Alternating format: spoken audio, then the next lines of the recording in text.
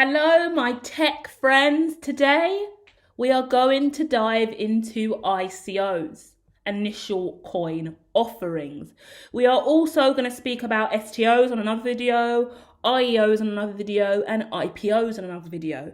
Now, these are a lot of I's and O's and E's and A's and C's, but stay with me because they are really, really important in the digital decentralization spaces, cryptocurrency, finance, central bank digital currency, which is becoming more and more actualized for the future. A cashless society is indeed on the way. So understanding these concepts and these initial offerings are really, really important for independent entrepreneurs, businessmen and women, anyone who wants to pave the way financially for themselves in their career are going to want to understand what these labels mean and whether or not you're picking up a token, a coin, you're engaging with an exchange, whether or not you're taking shares or investing in stock that's an IPO.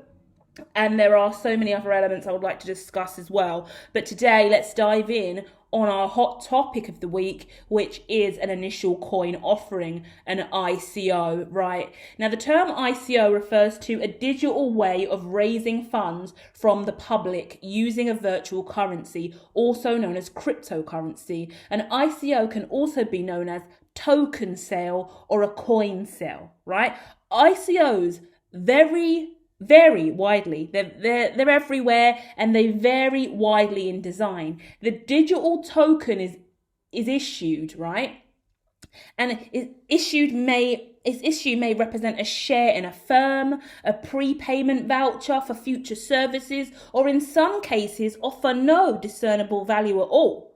Often ICO projects are in a very early stage of development of the business, of whatever you're being roped into, the brand, whatever you're being called to engage in. ICOs are very high risk speculative investments because they're often just making a statement, a claim, attempting to onboard you, provide you with a rationale of what they intend to produce in the future, right? You should be conscious of the risks involved and fully research the specific project. If you are thinking about buying digital tokens, you should only invest in an ICO project if you are an experienced investor. Have confidence in that, and also look at the white paper, the business plan, the technology, and be prepared to take a loss across the whole crypto space, across any stocks, bonds, commodities, shares, investments. You really have to always set a precedent of loss. Yeah, anytime you click transaction, you go to buy or sell, you understand that there's going to be a ratio of loss in any money. The main thing I've learned is the moment I put money into the arena, I'm immediately going 10% of that's gone, right? Minimum 10, and that's being nice. Often we're losing at, let's say 25 to be honest. The moment we bang money into the arena, we're looking at a loss of 25% almost immediately. And then we sit down and we cozy up in, and then we leverage out that coin in one way or another. And based on our abilities to run the metrics, and all these trading techniques. But either way, let's stay focused here because we're talking about ICOs. Now, when we're talking about ICOs, what are the risks then? What are the risks around ICO? Firstly, at this time, we've got an unregulated space of ICOs, specifically in the United Kingdom. Most ICOs are not regulated by the FCA and many are based overseas, okay? So the United Kingdom is very out of touch with all of this stuff, which is a great gap in the market for me.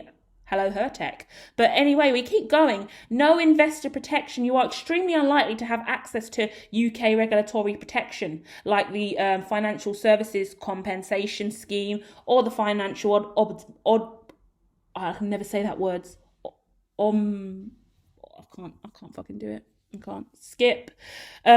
Financial services will often not really back any investor with any kind of protection from the main regulatory bodies within the United Kingdom, basically, is the point. You ain't getting protection from that. Price volatility is also clearly a thing across all markets. Like cryptocurrencies in general, the value of a token may be extremely volatile, and you could be vulnerable to dramatic changes that can come from any aspect of the market and any kind of conversation or rattle in the arena, shall we say.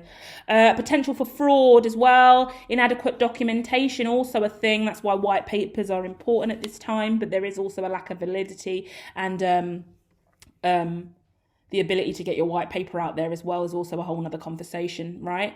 But then the early stages of the project is really, really important, because what is nice about an ICO and why I will back an ICO is because if you are a well-recognized brand in the arena, if you have been in the cryptocurrency space and you have a network, you have a following, you have, depending on what you're doing, because you could just be in any aspect. I mean, LimeWire is an incredible example.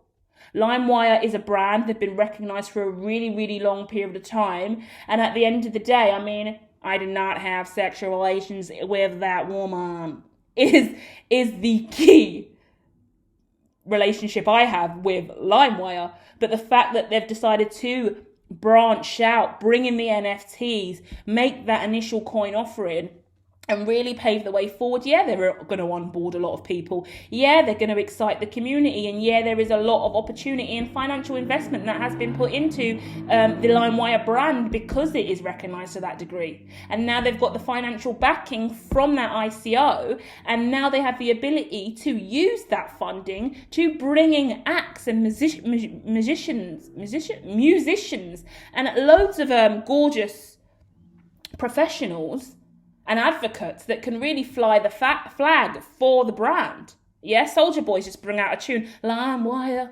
LimeWire. I was singing it the other day and I was just like, okay, Soulja. Then they've got Bad Baby, I don't know her name, but she was on Dr. Phil. Now she's an OnlyFans star. Now she's premiering on LimeWire. I mean, this is the evolution we're in, people. It's beautiful to see. Yeah, so a LimeWire is a really prime example of that, and they're doing that in a really, really sexy way. But hold on, am I confirmed and totally sure that LimeWire did actually introduce a initial coin offering? How do I know that LimeWire actually didn't introduce a security token offering? Because what is the difference between the two? Follow me on the next video to find out what a security token offering is.